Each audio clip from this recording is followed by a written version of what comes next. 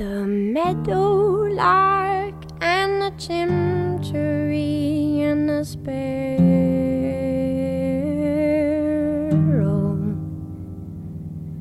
set to the sky in a flying spree for the sport of the pharaoh. Little while later the Pharisees dragged a comb through the meadow. Do you remember what they called up to you and me in our window? There is a rusty light on the pines tonight, some corn wine, Lord Romero.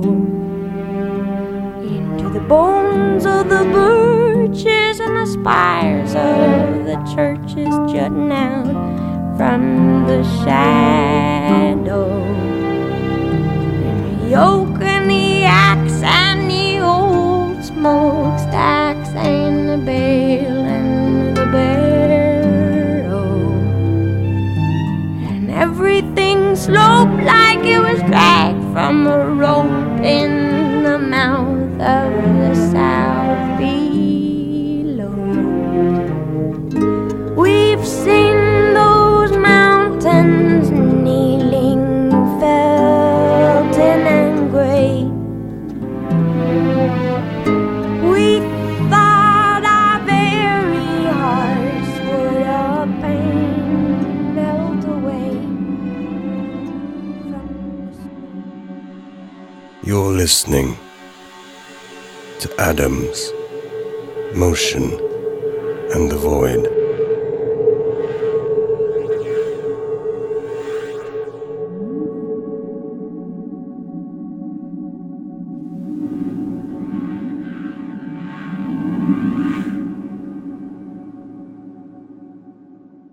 Time passed. My days fell into the comfortable rhythms of routine. I woke, spent my day in Tristram Battlebane's silent company, and at night I went out for my evening observation of Sherwin. This included simply following him home from the theater, and then entering his apartment and watching over him until he fell asleep. Then a slow walk back to Claridge House at 70 Windsor. I was never alone during my nightly vigil. The stalwart, Cassidy, was always lurking close by. But now that I respected the arrangement of distance between Sherwin and myself, Cassidy remained an unseen referee of the dark shadows. Whereas not much changed in the routine fact of my days, I cannot stress enough the profound but subtle shift that was taking place in the core of my being. And perhaps that isn't even quite accurate, as really the shift was one of perspective. Quite simply, with each night's transit and bedside observation, I felt myself to be less and less Sherwin Sleeves. I detached further and further my association with him, until the queer moment arrived when I realized that I thought of the man before me as Sherwin Sleeves, with fullest exclusion and no strings attached. If I thought of myself at all, it was in the negation of this, as in, I am not Sherwin Sleeves. I did not recognize the fact of this shifted perspective.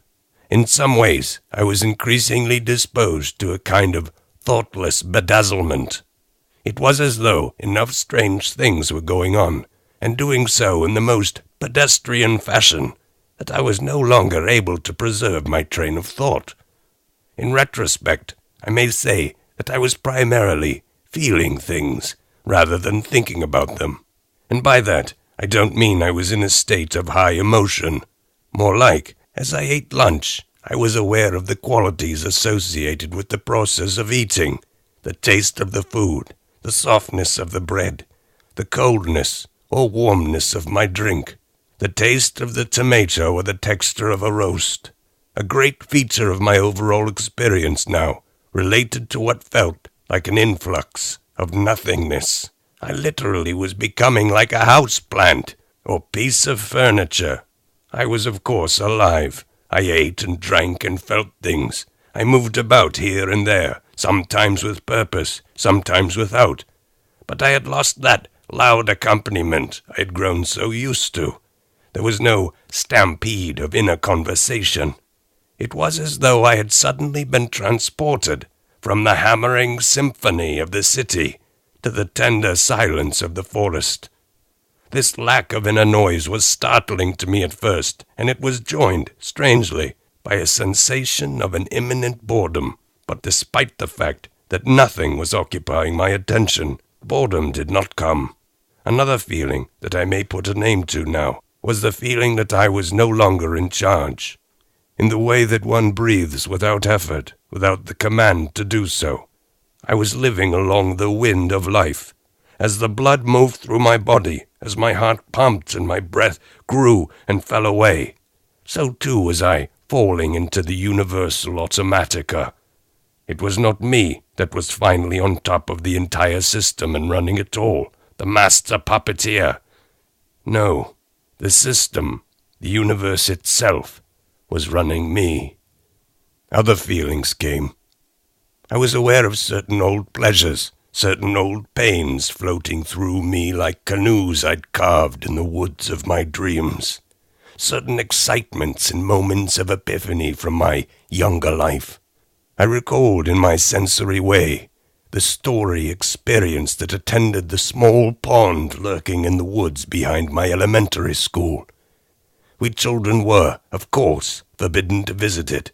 The groundskeeper could often be seen shaking handfuls of grass over the slick, muddy groove our children's feet had cut at the forest edge.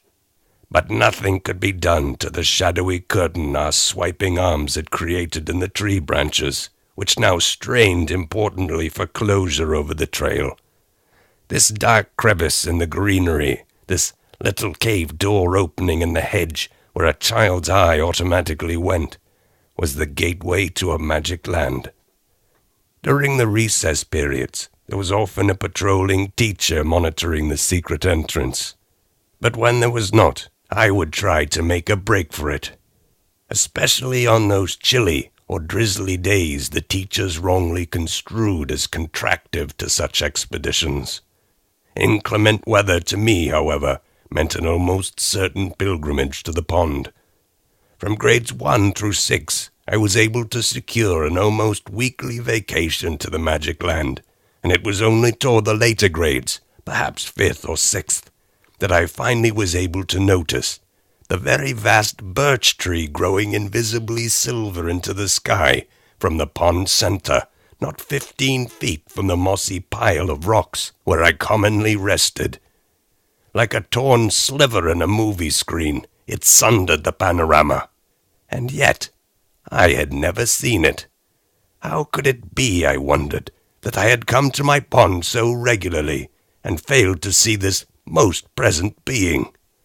It was so obvious to me now that I'd seen it, this great tree galumphing in the center of the pond, that I became agitated by a creeping awareness that the world must not be as plainly accessible as I had once thought. If I had not seen this obvious tree, what else was I missing? I experienced this as a kind of tingling and pleasant awareness of truth. One of the formidable eccentricities I cultivated as a child was the way in which I attempted to establish protocols for my future way of being. I thus had a list of behaviors I would try to emulate, moods I would try to avoid. I promised myself that I would always keep a clean room and always try to save money where I could. I would walk and sit with a confidently erect posture. My handshake would be firm to the point of overstrong, and I would look my fellows directly in the eye, as though in slight challenge to their authority. I would not be nasty to children, but neither would I engage them in that saccharine and patronizing way I so often saw at the local church. I would not laugh in public, or I might discreetly, if polity required. I would hold doors for all those that I could, and be appreciative if anyone held a door for me.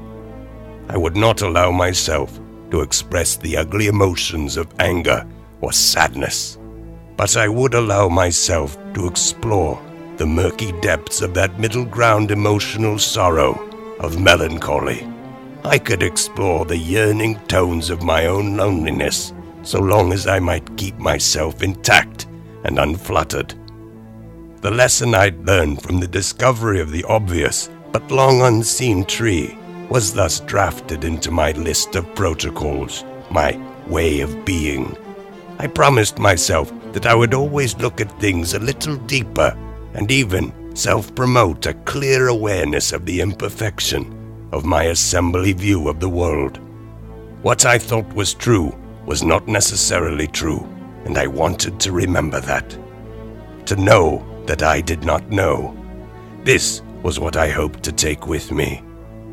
And now, decades and decades later, the epiphany of the pond and the tree returned, and along with it I felt the metal gloves of my old protocols. How hard I'd been on myself, starting even then as a boy with my cold and fearful list of rules. Watching Sherwin every night and discovering that I was not, after all, him, was really just the most recent way of seeing the secret tree in the center of the pond. Something had allowed my perspective to change just enough to allow for clear sight. I found my true self then and there, a body alive, standing in the dark shadows, in the pure, simple, unadorned, unmemorable, but beautiful experience of the moment by moment, of the delicate rotary of one breath after another.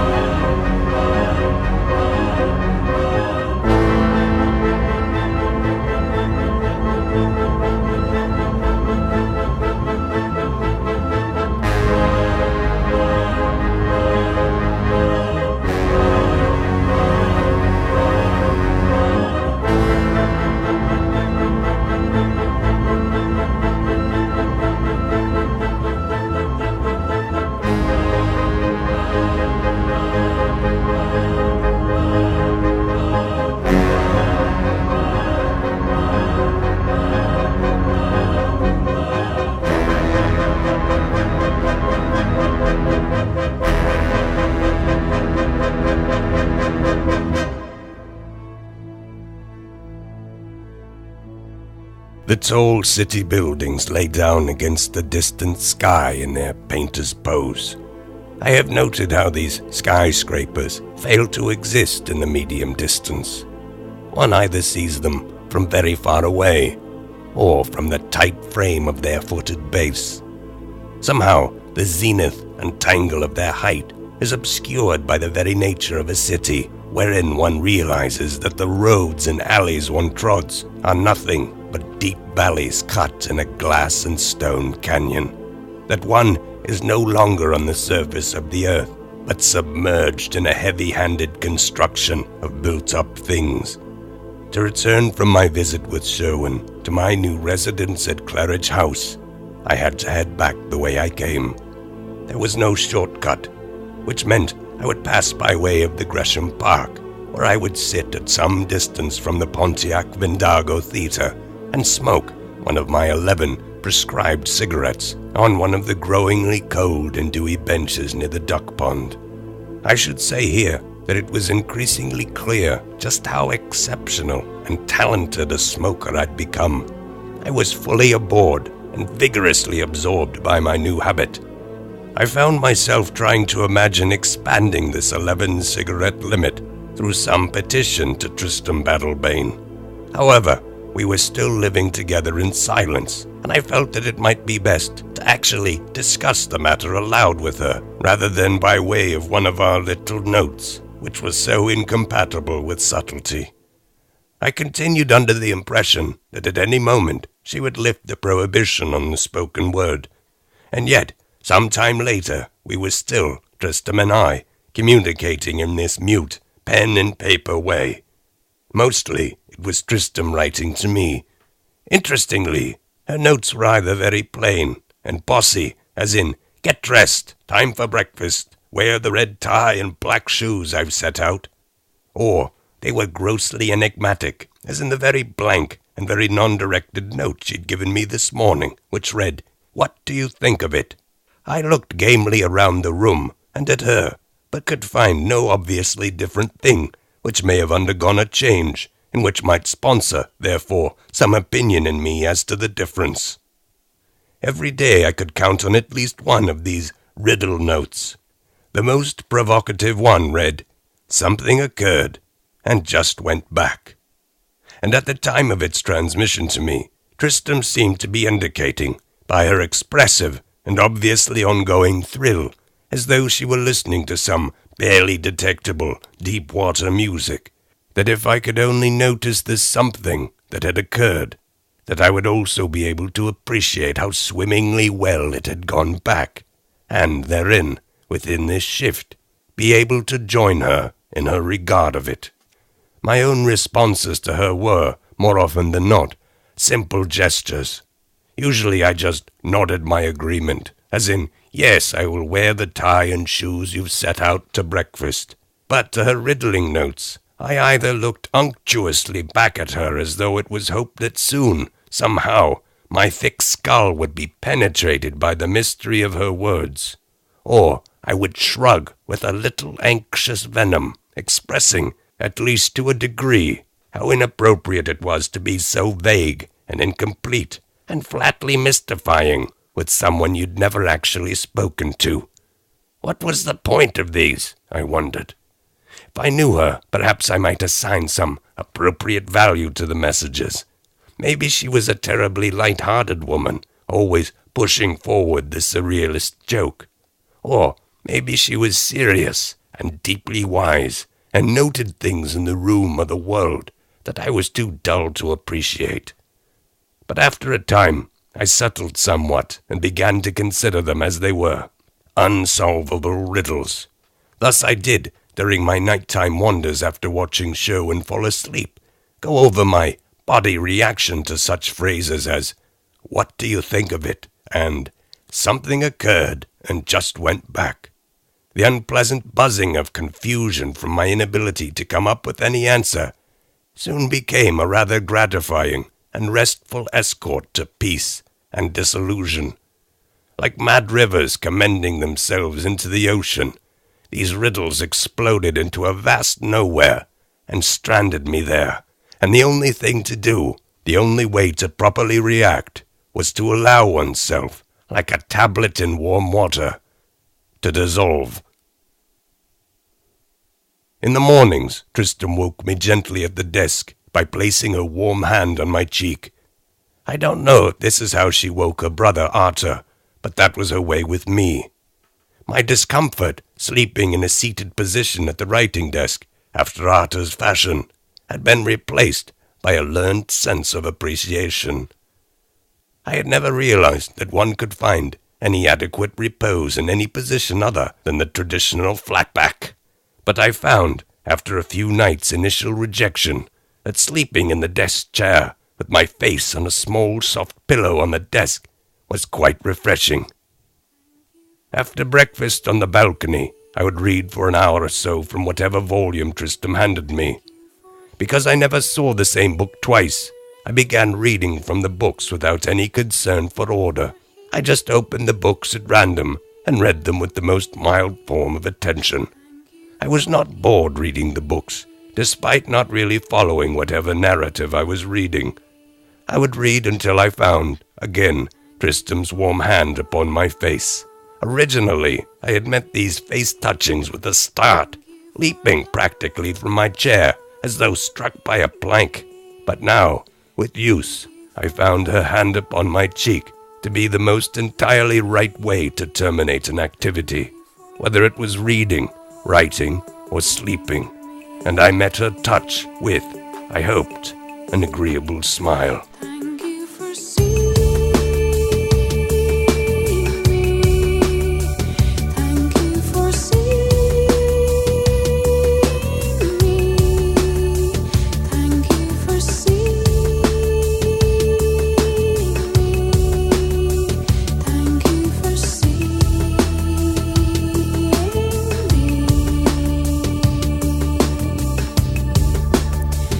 and for not leaving me, and for not leaving me, and for not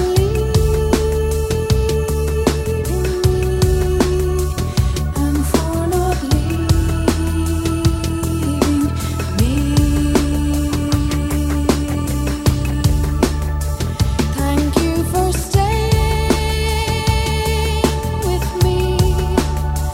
Thank you for staying with me. Thank you for staying with me. Thank you for staying with me. Thanks for not hurting me. Thanks for not hurting me. Thanks for not hurting me. Thanks for not hurting me. You are gentle with me. You are gentle with me. You are gentle with me. You are gentle with me. Thanks for silence with me. Thanks for silence with me. Thanks for silence with me. Thanks for silence with me.